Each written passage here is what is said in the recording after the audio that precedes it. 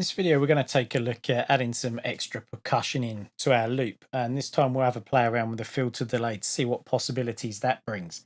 Before we start, I couldn't resist having a little bit more of a play around with the simple delays. So I added this tom.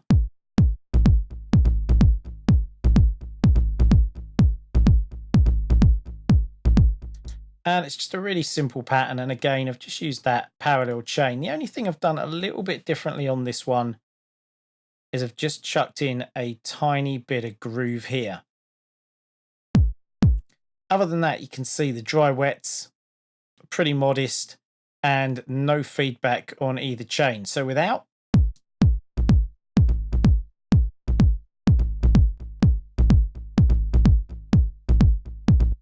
I've also added just a little boost on the bottom to make this more of a sort of bassy kind of thing than just a tom, more of a bass line. Then I've just chucked in a clap and we've got our hats in here. Let's have a listen.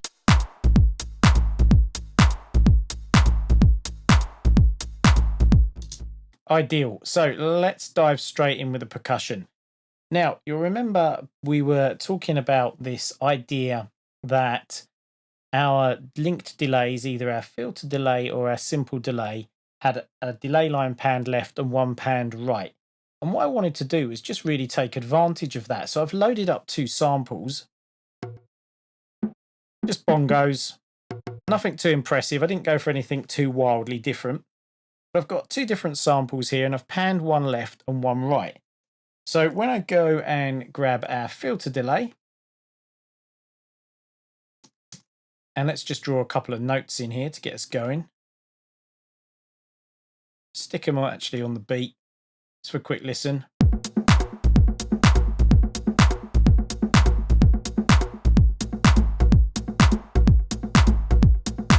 Stop it, that's just too easy. Okay, back to where we were. I was going to program something in, but you can just see the ideas that these delays throw out. And because we got these two different sounds, what we're getting is the left is playing one sound, the right is playing one sound, and the middle is playing them layered up. If you remember that mono sum. So let's actually create something. I'm going to dial the pans in because I don't want my low mids to be too wide.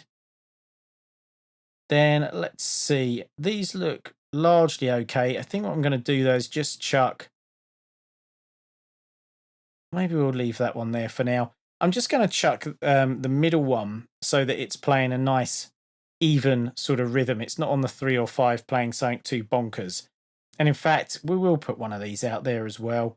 And let's give this a little bit more EQ so we can have a listen. Before I move forward as well, I'm going to just dial these down a touch. I'll leave that middle one on a much lower volume because it's in the center of the mix. We've already got a kick and a tom in there. And let's hear what this sounds like. Not bad, a little bit messy. I think it might be because we've got a touch too much going on the feedbacks. You know what? I'd quite happily run with that. Let's just have a play with the dry as well, see what that's bringing to the table at the moment. Of course, because we've got 4/16, which is a quarter bar, that's going to be layering up on top of the kick, so don't really need that dry in there. Now we can have a play around with this. Maybe let's take that off the kick.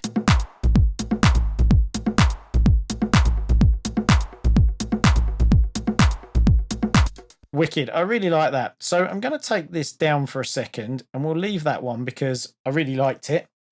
I like the simplicity of that. Let's take that off.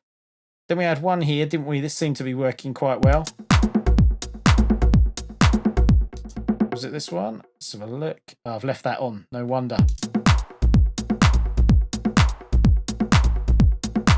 So I really like that as well. Let's turn that off, duplicate it out. What else can we get up to? Let's put that one back. Let's try something different in the middle.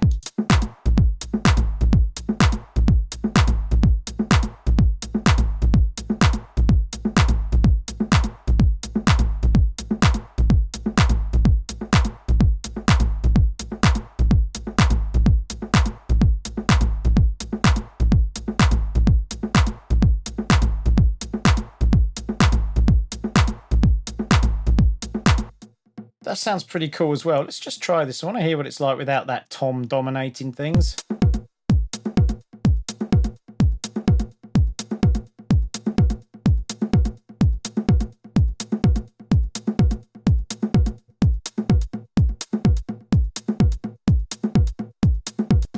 Just loads of cool results, aren't there? I mean, you could just, it's a pick 'em really, isn't it?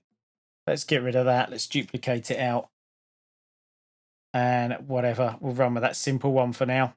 Keep it nice and simple. Now, obviously, I haven't even bothered messing around with these. You could put the odd note in and see what you get. I mean, I have no idea what would happen if we maybe do that.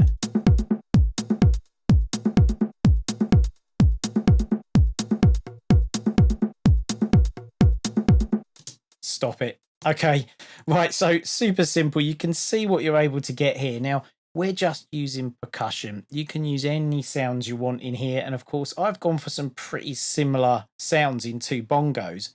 Why not try something that's completely disparate, something totally different?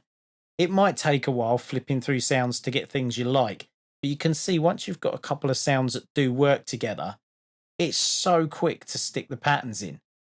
So that's programming our drums. We've looked at percussion, we've got some sort of bassy tom in there, and we've got some hats, all super quick with these very basic delays.